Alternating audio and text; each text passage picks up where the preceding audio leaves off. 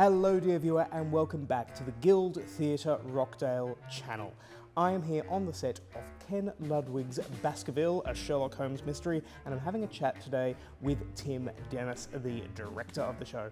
Tim, thank you so much for agreeing to chat with me. It's a pleasure, as always. For the viewers at home, I just want to let you know, this is just after a marathon rehearsal that I've watched. So I'm really grateful that you're taking a bit of extra time tonight. Not a problem at all. Why this show? Why Baskerville? I always seem to like the challenging ones.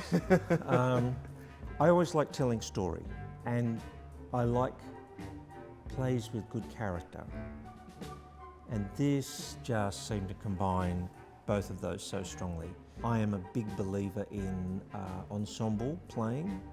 And again, you don't get much more ensemble than this, because not only have we got the actors on stage, all the dresses and all the backstage, the lighting and sound and projections and all of those things are all so tightly interlinked. It's a challenge at the moment as we try and pull all of that together, but I know it'll work. It's working up here. Is that a good thing? I don't know. As soon as I read the script, and it was suggested to me by a long-time friend who I trust and love dearly, but he said, I think this would be a really good one for the Guild. And I read it and I went, yes, absolutely. It's just that essence of storytelling. It's a complex story, and so telling it on this stage with this number of people is it's going to be fun. Now, you mentioned the small cast there. So you have one actor as Sherlock Holmes, one actor as Dr. Watson, and then three actors playing Everyone else. So what are some of the unique challenges that presents? Because of course you've done quite a few comedies here at the Guild, but I think this is the first one where I've seen so many people play so many different parts. I think you're right. I don't recall many like this in the past, but it's as complete a story of The Hound of the Baskervilles as possible. If people are familiar with the Basil Rathbone movie, there's a large percentage of those characters that are played by a lot of other people, just concentrated in those three people there. And of course that challenges there are not just the logistics of costumes and where they come in and what props they have to pass over between that character and this character.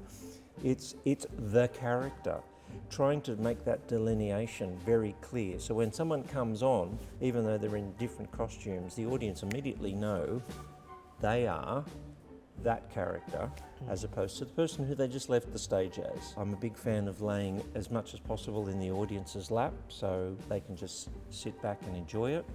Yeah, something I imagine would be very easy to do would be to sort of have the actors playing multiple characters have like a knowing look, a knowing wink to the audience. But I found watching tonight's rehearsal, it's not that at all.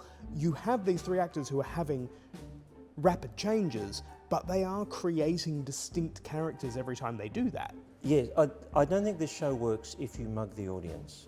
I think you have to play it absolutely straight-faced. There's a couple of moments where they just absolutely, they've just had a very fast change and they just look off stage as that's in the script in a lot of, at least three cases.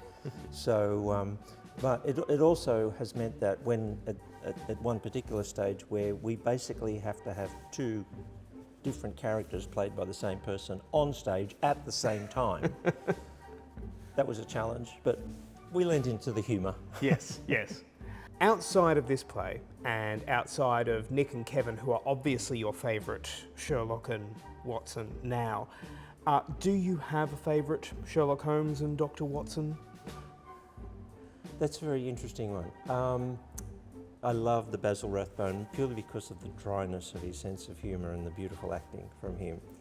But there was the Guy Ritchie version, which was a lot of fun, where he's very pugnacious Holmes, which is just a lot of fun, like a lad Holmes. But there was Mr. Mason, played Watson.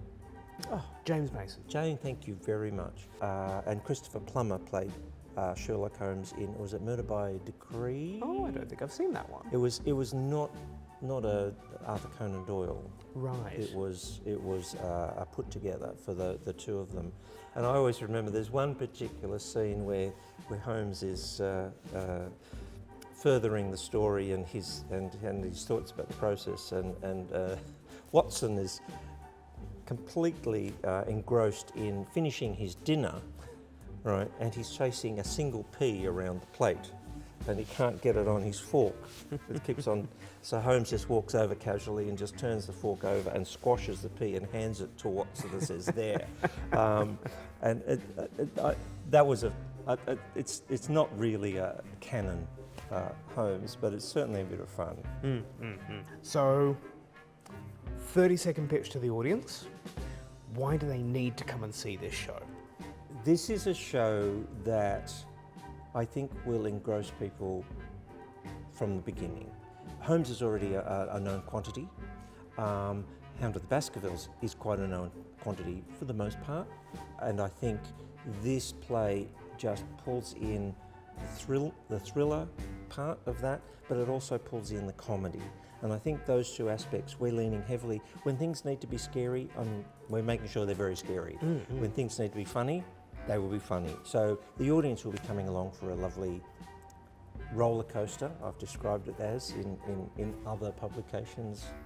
But I think that's the key of it. It's going to be a night where they can sit back and they can try and guess the whodunit if they don't know, but even if they don't try to do that, they'll have a fun night.